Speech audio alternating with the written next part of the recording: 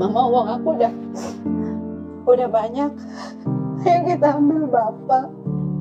Kita bawa Bapak berobat.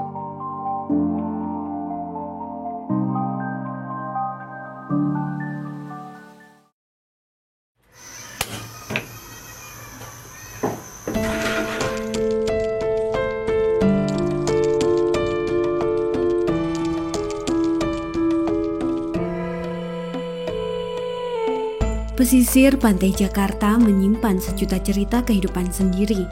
Bukan tentang alam lautnya atau kisah gulungan ombak dan angin semata. Kali ini lebih dari sekedar kisah. Ini tentang perempuan hebat dengan kelembutannya menuangkan rasa.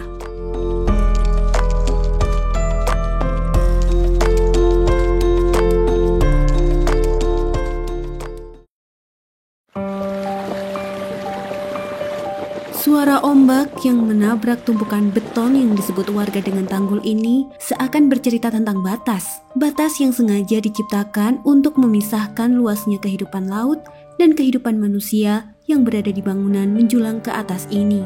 Mereka menyebutnya rumah.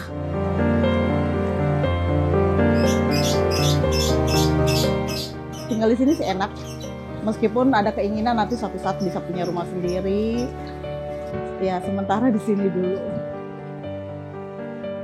Seperti inilah sebagian besar potret ibu rumah tangga yang hidup di kawasan rumah susun sewa tak jauh dari pesisir pantai Jakarta.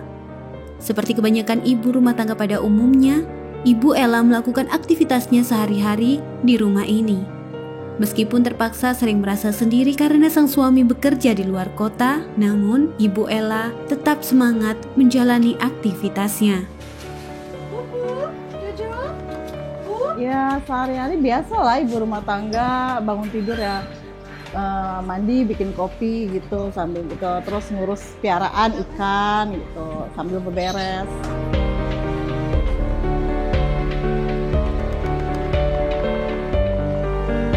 Berbeda dengan Bu Ella, Ibu Ika yang tinggal di gedung rusun lainnya menyimpan kisah yang cukup pilu.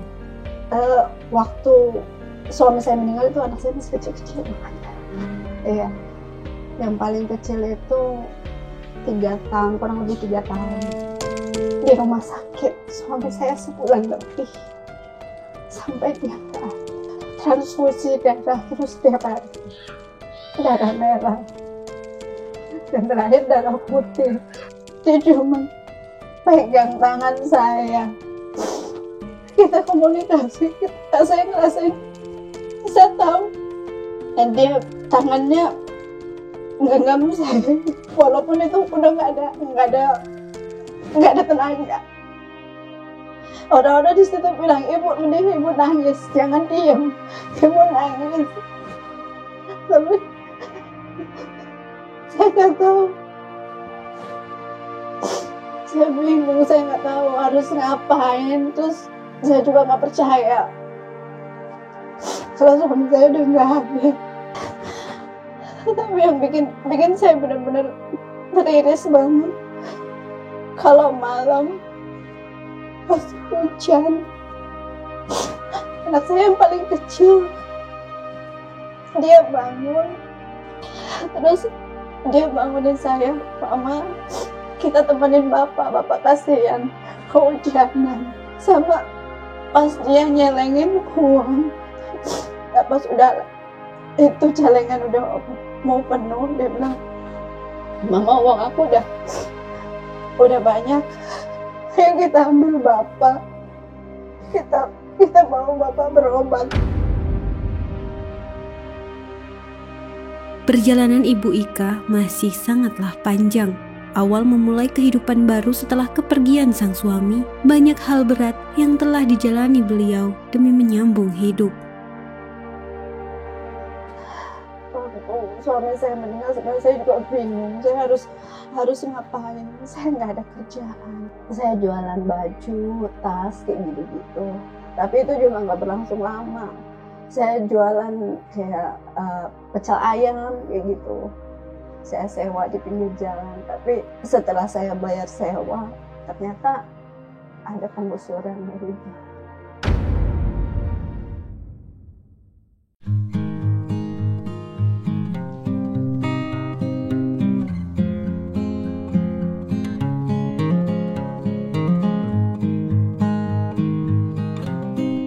Batik Pelita Kencana menjadi harapan baru ibu-ibu penghuni rusun kawasan Rusun Marunda, Jakarta Utara ini.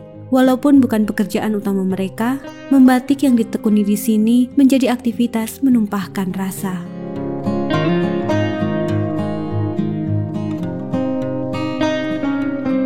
Awal mula terbentuknya Batik Pelita Kencana adalah dari pelatihan yang diadakan di Rusun Marunda. Setelah pelatihan selesai, ada kelas membatik yang nantinya akan memproduksi batik. Karena kita mempunyai kesibukan masing-masing, jadi kita nggak bisa kerjakan itu di tempat pelatihan batik. Waktu itu pelatih batik kita, Ibu Icus, mengusulkan bagaimana kalau kita membatik di rumah saja. Akhirnya dengan desain beliau kita dikirimi beberapa kain dan perlengkapannya kita diberi juga, ada kompor, malam, canting, semua dikirim oleh beliau. Kami membatik di rumah masing-masing. Jualan tetap jualan, tapi yang nggak maksudnya hasilnya nggak seberapa. Kebetulan saya ikut pelatihan yang kedua, ikut pelatihan sambil kerja. Jadi saya kadang-kadang izin dari kerjaan. Waktu itu kerja di toko, jaga toko mebel. Jadi paruh waktu aja saya bawa ke rumah gitu. Hampir setiap hari Ibu Ella mencanting batik terkadang dilakukan sendirian di rumahnya. Terkadang juga bergabung bersama ibu-ibu lainnya di tempat ini. Kami belum punya ruang sendiri untuk kita galeri segala macam, kita belum ada. Jadi sementara ini kita masih untuk membatik pun kami masing-masing, penjualan juga masih melalui online. Kami punya IG dan Facebook, sampai saat ini masih itu. Kalau kami sendiri nggak punya pakem tertentu, jadi kita punya ekspresikan diri masing-masing. Mungkin kita punya motif yang sama tapi desainnya sendiri berbeda. Kita misalnya membatik satu motif tapi masing-masing karakter pembatik itu beda-beda, jadi pasti berbeda. Apa ya, cinta ya, udah gitu membatik nggak semua orang bisa saya rasa. Dan dari kecil emang cita-cita saya jadi pelukis, nggak kesampaian. Jadi saya pikir batik sama aja sama melukis gitu. Melepas stres dari rutinitas selama ini. Sebagai ibu rumah tangga kan banyak pekerjaan rumah, banyak segala macam yang harus diurus. Dengan membatik kita bisa mengekspresikan diri, melepaskan semua curahan hati di batik. Sebenarnya dulu saya nggak pernah kepikiran untuk membatik. Soalnya saya gambar itu sebenarnya saya nggak bisa. Cuman pas itu ditawarin pelatihan, saya nyoba, kalau lama-lama saya namanya canting gitu saya juga nggak tahu. Untuk proses membatik sendiri kita pertama ada memordan. Mordan itu kita merendam kain dulu selama 1 malam pakai deterjen. Setelah itu kita rebus ke dalam panci berisi tawas dan soda.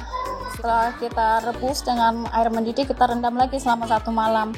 Setelah itu kita bilas, jemur. Baru setelah kering kita bisa, kalau mau lebih rapi sih digosok ya. Nah setelah itu kita baru bisa gambar motifnya, baru dicanting. Setelah canting baru proses pewarnaan selanjutnya. Untuk prosesnya sendiri memakan waktu kurang lebih, kalau untuk desain yang kecil-kecil yang mudah mungkin kita seminggu bisa selesai. Tapi kalau untuk yang agak rumit dan kain besar mungkin bisa sebulan, termasuk pewarnaan dan sebagainya.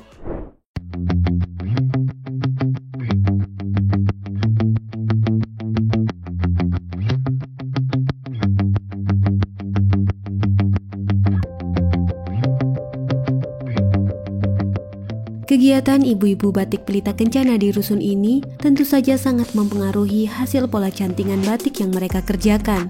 Belum lagi aktivitas lain seperti berwirausaha yang dilakukan Ibu Wuri dan Ibu Ika ini. Berjualan mie ayam untuk penghuni rusun lainnya sedikit banyak menjadi usaha tambahan untuk beliau.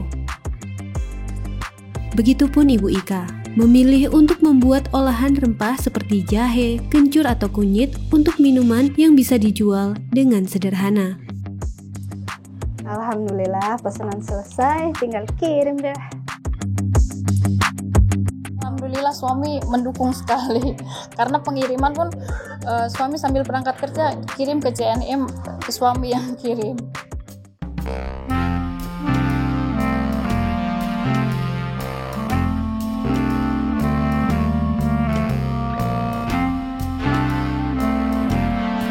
berharap sih untuk batik Indonesia lebih maju ya. Banyak negara lain yang ngaku-ngaku punya batik gitu, tapi ciri khas Indonesia udah pasti kita punya kan. Supaya ini loh ada batik Pelita Kencana yang bisa membuat batik by request gitu. Harapan saya ke depannya semoga batik Pelita Kencana lebih besar, lebih dikenal masyarakat, dan kita yang kelompok batik ini, ibu-ibu ini bisa berkreasi lebih lagi, bisa lebih fokus lagi.